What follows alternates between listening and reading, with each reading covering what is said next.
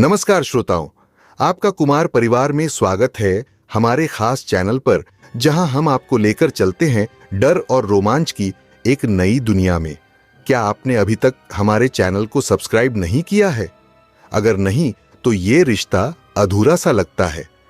इस रिश्ते को मजबूत करने के लिए हमारा चैनल सब्सक्राइब करें और इस रोचक सफर का हिस्सा बने।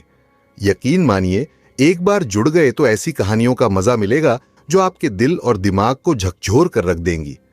तो दोस्तों, इस रॉयल परिवार का हिस्सा बनिए और हां, बेल आइकन दबाना न भूलें ताकि हर नया वीडियो सबसे पहले आपकी स्क्रीन तक पहुंचे।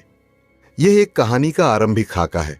कहानी का नाम काल देवी का श्राप में अभय किसी तरह इस रहस्य से बाहर आना चाहता था, पर लगता है यह मुझे हर उस मोड़ पर वापस खींच लाता है जहां से मैंने इसे छोड़ने की कोशिश की थी।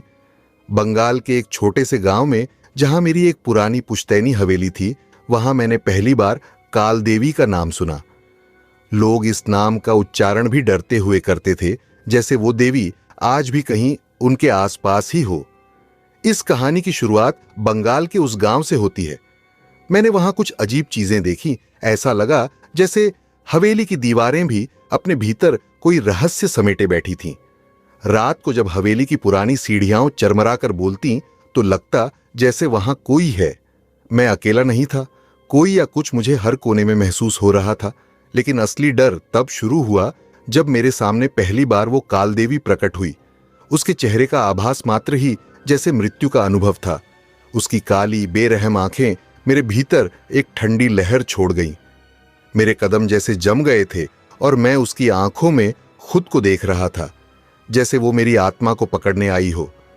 लोग कहते हैं कि काल देवी की पूजा करने वाले ब्रह्मचारियों का एक पुराना समुदाय था, जो बंगाल से निकलकर राजस्थान के किसी दूरस्थ गांव में जाकर बसे थे। उन्होंने देवी को शांत रखने के लिए अनेक काली क्रियाएं की थीं, और जैसे जैसे मैं इस कहानी में गहराई से जाने लगा, मुझे समझ आया कि यह सिर्फ एक अंधविश्वास नहीं था, बल्कि उस देवी का श्राप आज भी उनके वंशजों को परेशान कर रहा है। मैंने बंगाल से राजस्थान तक का सफर किया। हर कदम पर नए नए रहस्य सामने आते गए। हर गांव, हर जंगल और हर नदी में काल देवी का भय था। उसकी परछाई हर जगह थी। मुझे समझ नहीं आया कि वह देवी मुझे क्यों बुला रही थी और मैं उससे क्यों भाग नहीं पा रहा था। क्या हुआ जब अभय ने काल देवी के मंदिर में प्रवेश किया? क्या वह श्राप सच्चाई था या केवल एक भयावह दंतकथा?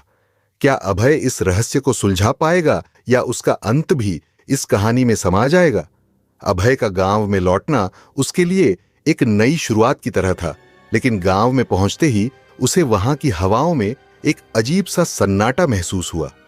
उसका पुश्तैनी घर, जो अब तक एक खंडहर बन चुका था, जंगल के किनारे ऊंची घास और घने पेड़ों के बीच खड़ा था, जैसे किसी अनजानी शक्ति की निगरानी में हो।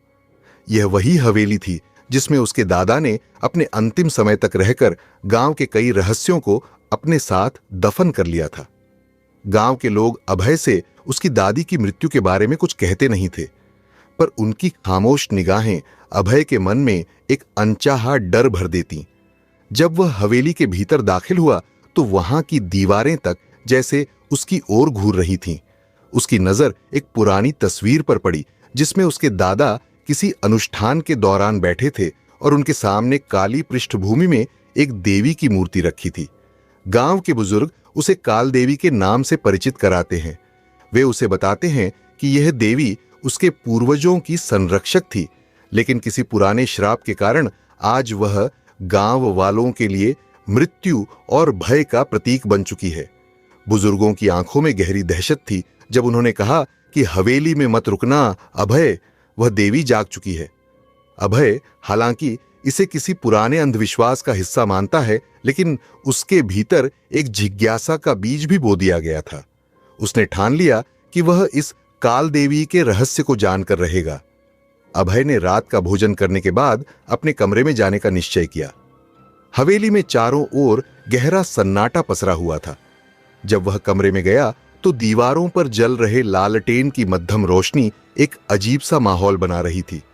हवेली की पुरानी दीवारों पर धूल और समय के निशान थे, लेकिन उस रात उन दीवारों पर धुंधले चित्र उभर आए। ये चित्र अभय ने पहले कभी नहीं देखे थे। उनमें से एक चित्र ने उसका ध्यान खींचा। काले वस्त्रों में एक देवी की प्रतिमा, जिसके चेहरे पर भयानक गंभीरता और आंखों में एक खतरनाक आकर्षण था। रात के गहराते ही हवेली में खामोशी का बोझ और बढ़ गया। अभय ने खुद को सुकून देने की कोशिश की, लेकिन उसकी बेचैनी बढ़ती जा रही थी। अचानक उसने सुना कि सीढ़ियों पर किसी के भारी कदमों की आवाज गूंज रही थी। ये आवाजें धीमी थीं, जैसे कोई बेहद धीरे धीरे सीढ़ियों पर चढ़ रहा हो। उसका दिल तेजी से धड़कने लगा और एक ठंडी लहर उसके शरीर में दौड़ गई। कुछ क्षणों तक अभय ने अपने कानों को आवाजों की ओर लगाए रखा।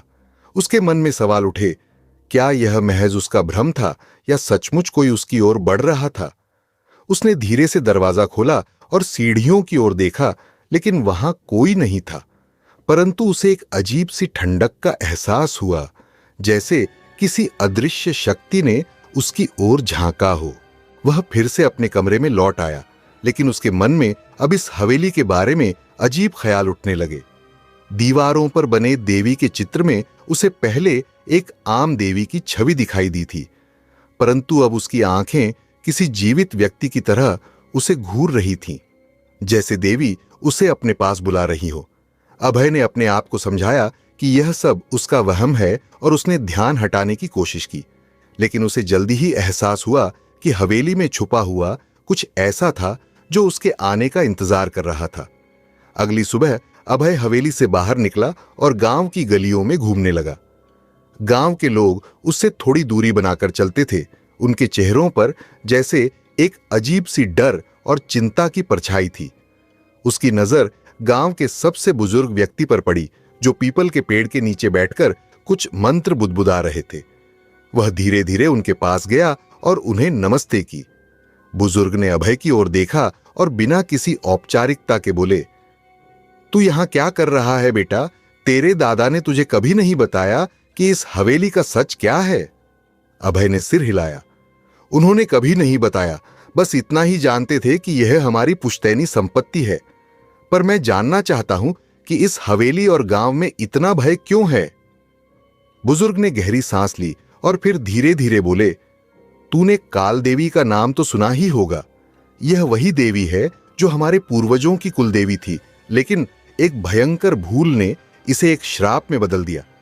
कुछ 100 साल पहले हमारे पूर्वजों ने एक अनुष्ठान में त्रुटि कर दी थी, जिससे देवी क्रोधित हो गई।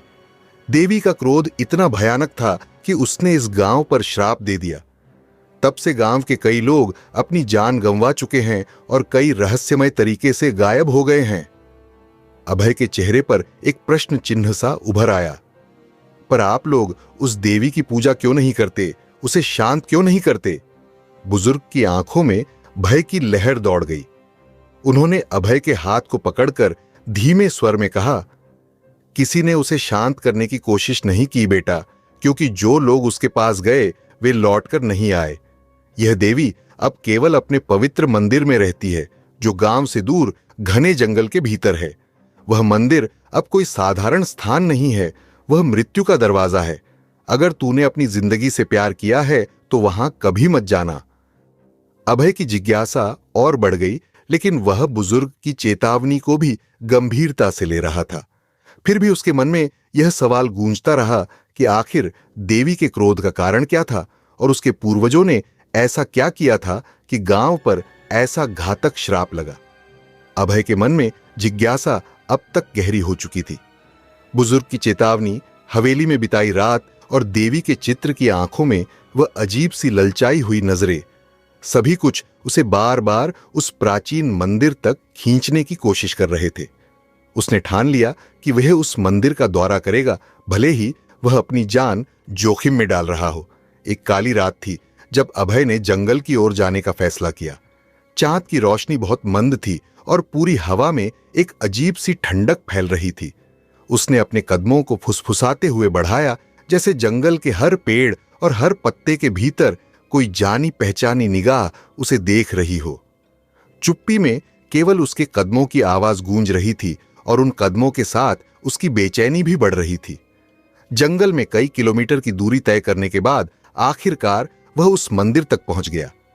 मंदिर एक अंधेरे और खंडहर में तब्दील हो चुका था। दीवारों पर पुरानी दरारें थीं और उसका पूरा ढांचा अब सड़ा गला सा दिखता था। मंदिर के अंदर घुसते ही अभय को एक ठंडी हवा का एहसास हुआ, जैसे अंदर कोई मौजूद हो। जब उसकी आंखें अंधेरे में घुलने लगीं तो उसे सामने की ओर काले पत्थर की एक विशाल मूर्ति दिखाई दी।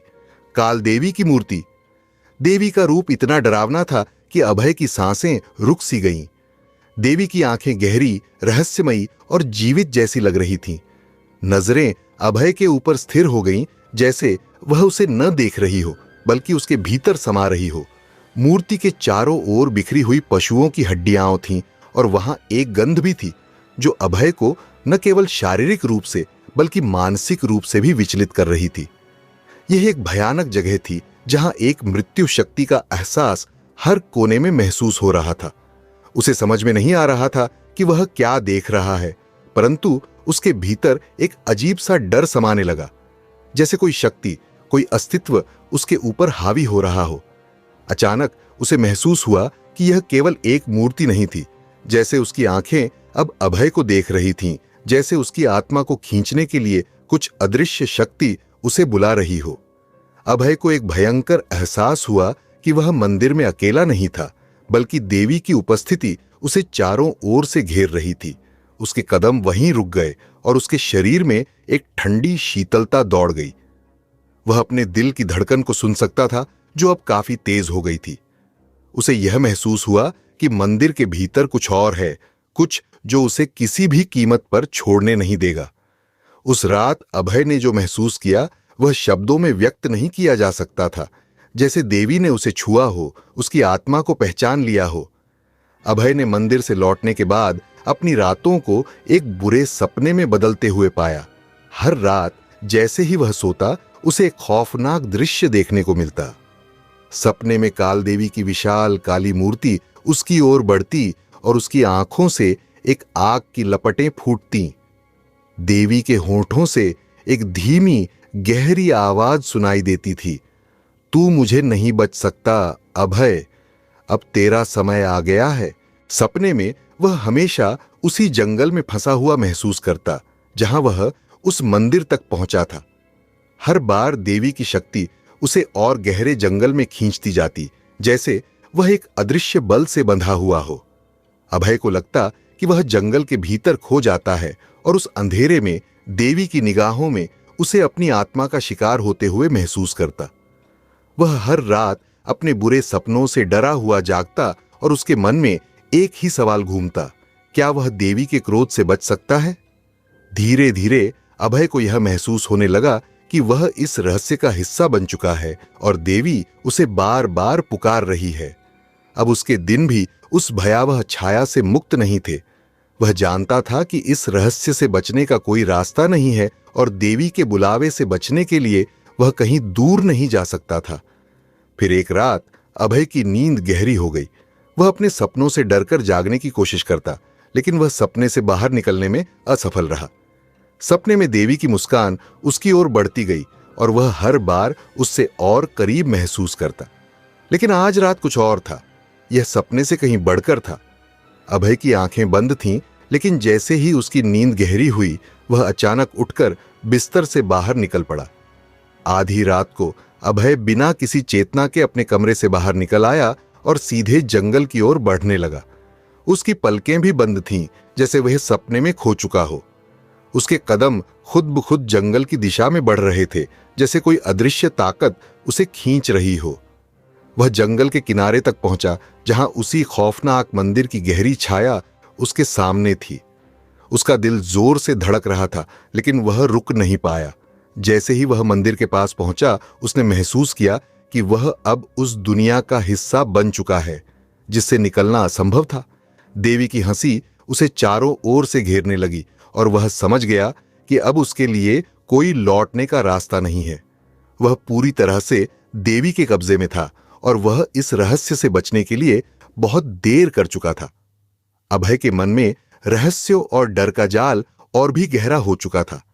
जब उसने राजस्थान के बारे में सुना और एक पुरानी किताब में पढ़ा कि कुछ बंगाल के लोग जो कालदेवी के श्राप से बचने के लिए वहां पहुंचे थे, उनका भी वही अंत हुआ तो वह और भी बेचैन हो गया। किताब में लिखा था कि कालदेवी का श्राप एक चक्र के रूप में चलता रहता था, जो उन लोगों तक पहुंचता था जिन्होंने उसे गलत तरीके से पूजा और उसका अपमान किया था। वह जानता था कि इस श्राप से बचने का कोई रास्ता नहीं है, लेकिन फिर भी उसकी जिज्ञासा उसे राजस्थान खींच लाई। राजस्थान के एक छोटे से गांव में पहुंचने के बाद अभय ने सुना कि यहां पर भी देवी के बारे में कुछ भयावह बातें कही जाती हैं। यहां के बुजुर्गों ने उसे बताया कि कुछ सदियों पहले बंगाल के कुछ लोग इस गांव में आए थे और उनके साथ उनके पुराने धार्मिक रीति रिवाज भी थे।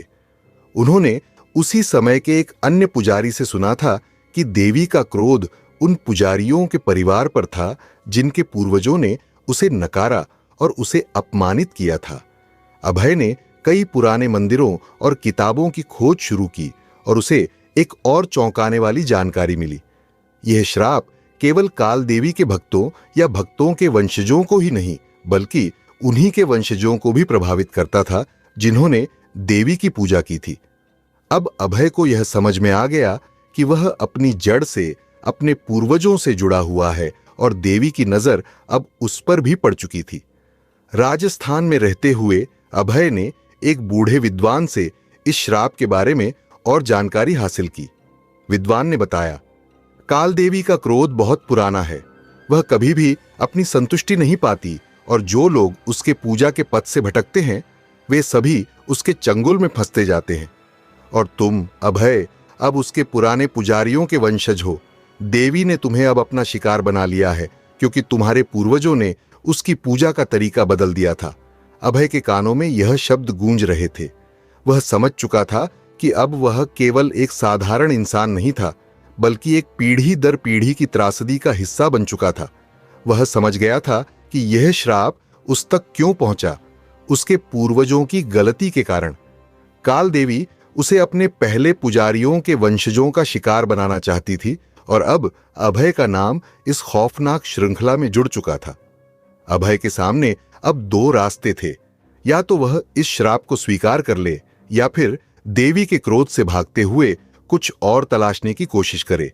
लेकिन उसे यह समझ में आ चुका था कि देवी का नाम और उसके प्रभाव से बच पाना आसान नहीं होगा। राजस्थान के उस गांव में कदम रखते ही अभय को कुछ अजीब सी घटनाएं महसूस होने लगीं। जैसे ही वह गांव में प्रवेश करता उसे हर जगह एक सर्द घना एहसास होता था, जैसे कोई शक्ति उसके चारों ओर घेरने के लिए तैयार हो। हर घर, हर गली में उसे काल देवी की उपस्थिति का आभास हो रहा था। यह महसूस होता जैसे कोई अदृश्य शक्ति उसे देख रही हो, उसकी आत्मा तक पहुंचने की कोशिश कर रही हो। अभय ने यह सब अपनी आंखों से देखा, लेकिन उसने इसे पहले सिर्फ अपनी घबराहट या मानसिक तनाव माना। लेकिन जब वह गांव के बाहरी इलाके में स्थित एक पुरानी हवेली तक पहुंचा तो स्थिति और भी भयावह हो गई। हवेली की दीवारों पर उकेरे गए तांत्रिक प्रतीक और मंत्र उसे किसी खौफनाक हकीकत से परिचित कराते थे। हवेली के अंदर धूल से भरे पुराने कक्षों में उसे कुछ तांत्रिक अनुष्ठानों के अवशेष मिले। पुराने यंत्र, तंत्र मंत्र की किताबें और देवी के चित्र, सब कुछ यहां जमा था, जैसे समय ने यहां कोई रहस्यमय विरासत छोड़ दी हो। अभय ने एक पुरानी किताब में काल देवी के बारे में और जानकारी पाने की कोशिश की। किताब के पन्नों पर लिखी गई हानिकारक और रहस्यमयी जानकारी ने उसका मन और भी बेचैन कर दिया। उस पुस्तक में लिखा था कि काल देवी को शांत करने का केवल एक तरीका है और वह तरीका बेहद खतरनाक है। यह उपाय था देवी को एक अंतहीन बलिदान के माध्यम से शांत करना। किताब में कहा गया था कि इस बलिदान के लिए एक व्यक्ति की आत्मा को देवी को अर्पित करना होता है, लेकिन इसके साथ ही यह भी चेतावनी दी गई थी कि अगर कोई व्यक्ति यह अनुष्ठान करने में विफल हो जाता है तो उसकी आत्मा हमेशा के लिए काल देवी के चंगुल में फंस जाती है और उसका अस्तित्व पूरी तरह से समाप्त हो जाता है।